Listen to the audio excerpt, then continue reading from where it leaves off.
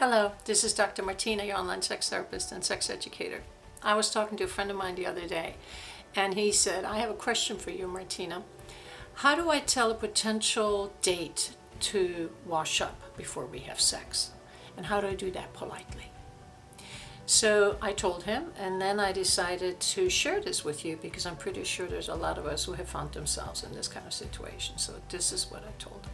First of all, I want to tell you that it is perfectly alright if you get turned off by a certain body odor, that you lose your erection, that you lose your arousal, that you just, everything goes downhill because it just doesn't do it for you.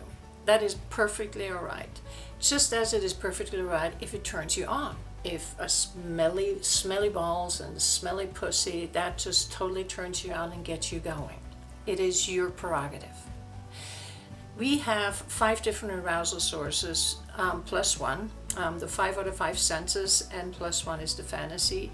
So we all go into these sources. We go into these arousal sources, the sight, the sound, the taste, the touch, and the smell. And we do it individually as we like it. Like I said, some people just go only into the touch and they leave the sight away, they leave by making it dark when they're having sex, they leave the sound away by being really quiet, but they just really want to focus on the touch. Then there's other people who make a combination of all these different sources, and then there are people who leave out the smell because it just doesn't turn them on. So knowing what it is that you like and knowing what it is that does not turn you on is essential in this case, because that way you can really state your case. So if you're somebody who is really turned off by a certain smell in the genital area, you have 2 options. One is to say so, ask for a wash up, and the other one is to suck it up and just deal with it, so you won't lose the spontaneity of the whole situation and you won't have to interrupt.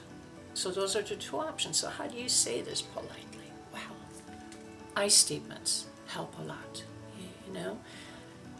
Tell them that you that you have a very sensitive nose and you want to make sure that you're clean. You've had a sweaty day, you've had a rough day, and you really want to go clean up. And then you can ask, would you like to either come with me and hop in the shower with me, or would you want some ways to wash yourself up?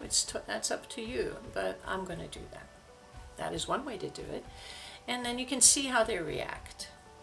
Now, if you can't get them motivated to do it, and you still want to have sex, then the thing is just sucking it up. Try to breathe through your mouth and go with it if that's really something that you want to do, or call it off. It is totally your prerogative. I understand we get a little uncomfortable when we get in this situation, but I think honesty is always really good, and with a smile you can come across quite caring and not judgmental, and start with I statements.